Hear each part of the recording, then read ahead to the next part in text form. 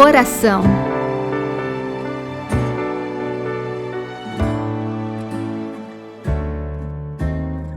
Olá, meu irmão, minha irmã, sou o Padre Leomar Ribeiro, o diretor nacional da Rede Mundial de Oração do Papa no Brasil, o Apostolado da Oração, Movimento Eucarístico Jovem.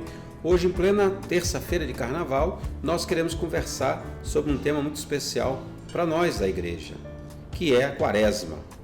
O Carnaval, nós já sabemos, esse tempo de festa que nasce no ambiente da Igreja para nos preparar agora para um tempo especial, que é esse tempo, essas 5 semanas de preparar o nosso coração para celebrar a Páscoa do Senhor. Então, Quaresma vem de 40 dias, dedicado, portanto, a essa preparação da Páscoa. Começa amanhã, na quarta-feira de cinzas, né? E desde o século IV, essas tendências, então, de apresentar à Igreja um tempo de penitência, um tempo de renovação para toda a Igreja, com prática do jejum, com a prática do silêncio, da oração mais intensa, da abstinência. Então, todos os anos, nesses 40 dias, nessa grande Quaresma, a Igreja se une ao mistério de Jesus no deserto. Nós lembramos os 40 na Sagrada Escritura, 40 anos do povo no deserto, 40 dias do profeta Elias no deserto, 40 dias de Jesus no deserto. Então também nós fazemos um retiro, né? Tanto que no Brasil os jesuítas há algum tempo propõem um retiro de Quaresma e um retiro de Páscoa, que é para preparar a nossa vida para esse tempo.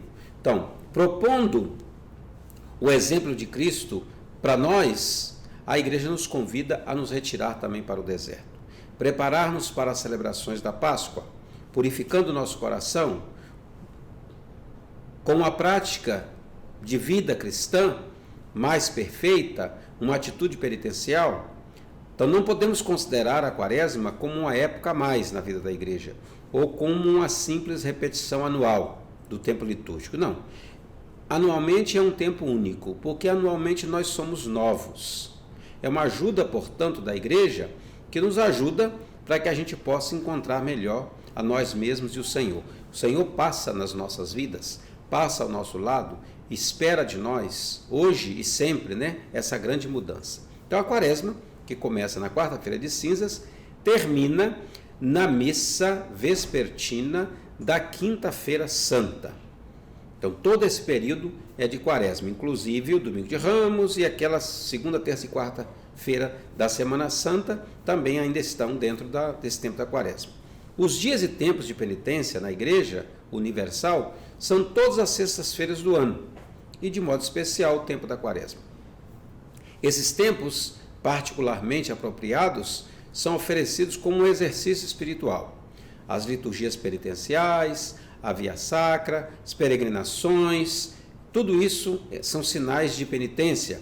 As privações, né, o jejum voluntário, como o jejum e a esmola pessoal, a partilha fraterna, as obras de caridade, as obras missionárias, lembrando o dia em que Jesus morreu. Nesse dia nós guardamos não só a abstinência de carne, o jejum propriamente dito, e a abstinência de carne, ou de outros alimentos também, conforme cada um pode e deve fazer, né?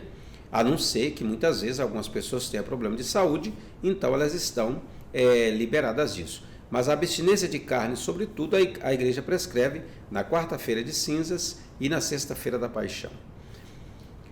Jesus, como bom pastor, chega até nós e nos chama, como nós lemos no Evangelho. Eu te chamei pelo nome.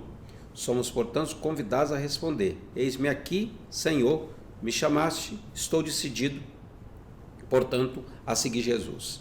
E nós, vivendo esse tempo da Quaresma, devemos estar atentos para que não passe como a água, né, que se escorre das nossas mãos, sem deixar muita coisa, mas a Quaresma deve ser um tempo especial de cada um de nós deixar se transformar, se converter, se dirigir de novo ao Senhor, amando-o como ele deseja ser amado, como nós escutamos na liturgia da quarta-feira de cinzas. Irmãos, em nome de Cristo, vos exorto e vos peço, não recebam a graça de Deus em vão. Qual é o convite da nossa igreja para esse tempo da quaresma. Nesse ano, a campanha da fraternidade nos convida de modo especial a dar de comer a quem tem fome. Dar-lhe vós mesmos de comer, Jesus diante daquela multidão. E nós hoje percebemos no mundo também tantas fomes e tantas pessoas que passam fome. Portanto, na quaresma, a igreja convida a nós a fazermos desse tempo um retiro espiritual. Primeiro, esse esforço de meditação, de oração, que vem sustentado por um esforço pessoal também de jejum, de mortificação. E a medida disso é a generosidade de cada um.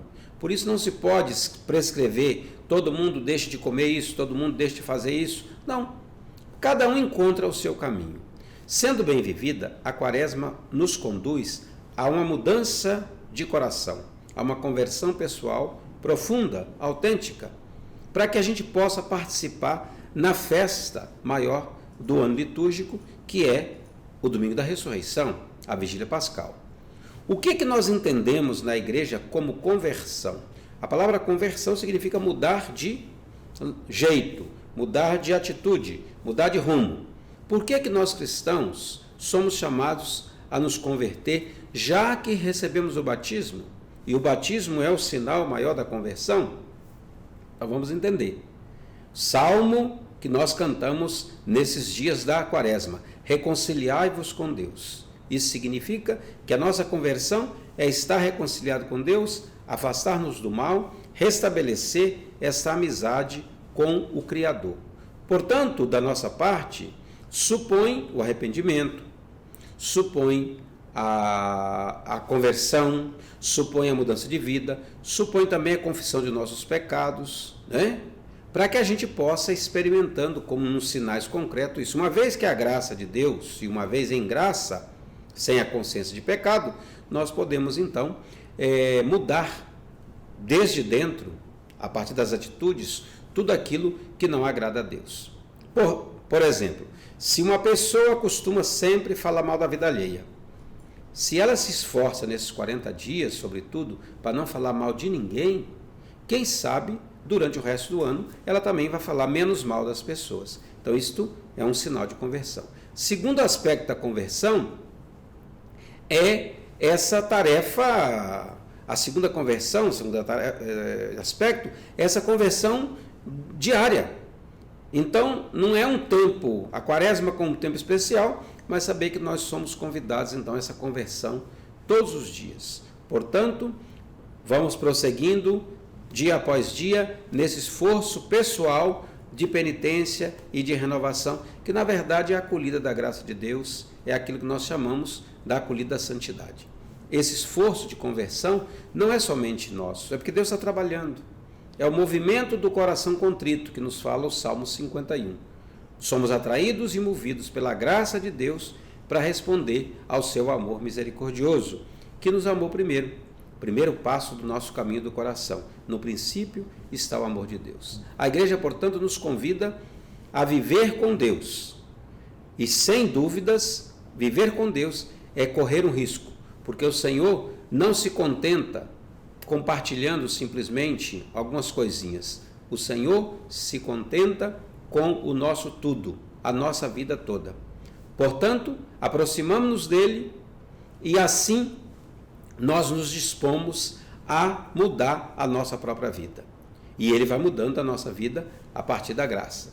Para nos fortalecer nesse período da conversão, é importante lembrar as práticas concretas. Primeiro é a oração. Cada cristão é convidado, de modo especial, cultivar e aprofundar o próprio relacionamento com Deus na intimidade. Então a oração é isso. Não tanto a oração vocal da boca para fora, mas é a intimidade. É aquilo que o nosso pensamento está em Deus, o nosso coração está em Deus e nós rezamos.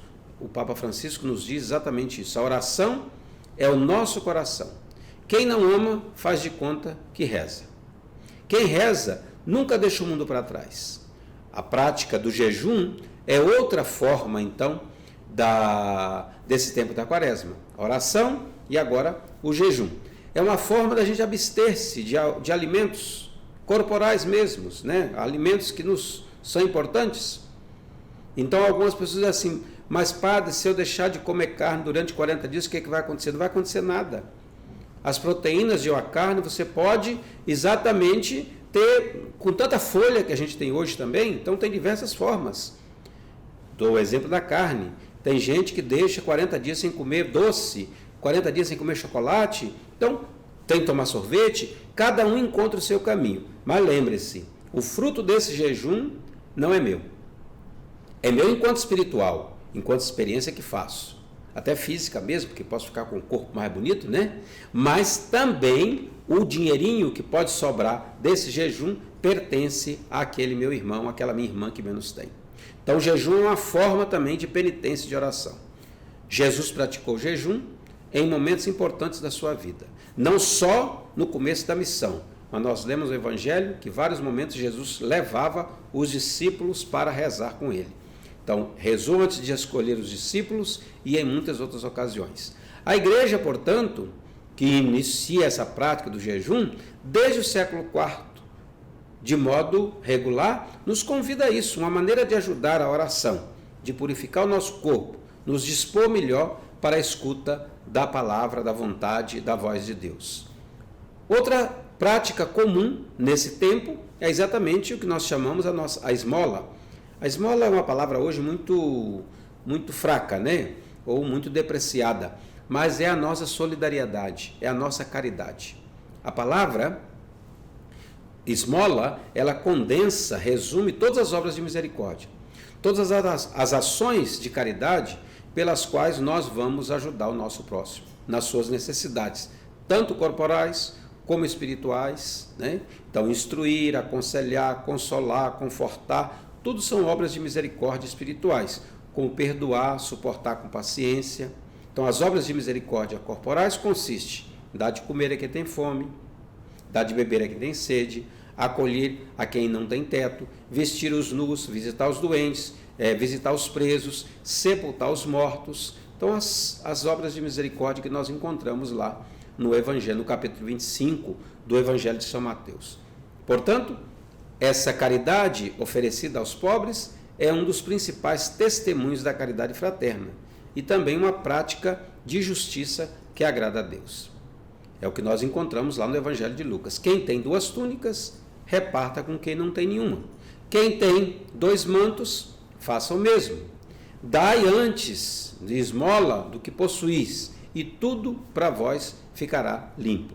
Portanto, o convite para nós é viver esse tempo de oração, de jejum e de esmola, de caridade, viver esse tempo unido ao coração de Jesus, aquele que foi para conosco também cheio de generosidade, de bondade, de mansidão e de amor, de amorosidade. Quero convidar vocês também para continuar sempre compartilhando os nossos vídeos, acompanhar as nossas redes sociais, partilhar com outras pessoas. Assim o nosso canal vai criando, um maior engajamento e a gente vai ajudando a divulgar melhor as nossas mensagens. Um grande abraço para você e até o próximo encontro, se Deus quiser. Oração ao Sagrado Coração de Jesus. Ó coração de Jesus, meu Salvador, que depois de ter derramado o vosso sangue na cruz, até a última gota, imolai-vos todos os dias na missa. Eis-me diante de vós, desejando ardentemente corresponder aos apelos de vossa imensa caridade. Prometo empregar todos os esforços para que o vosso reino seja ampliado nas comunidades, nas famílias e nos corações de todos. Jesus, manso e humilde de coração, fazei o nosso coração semelhante ao vosso.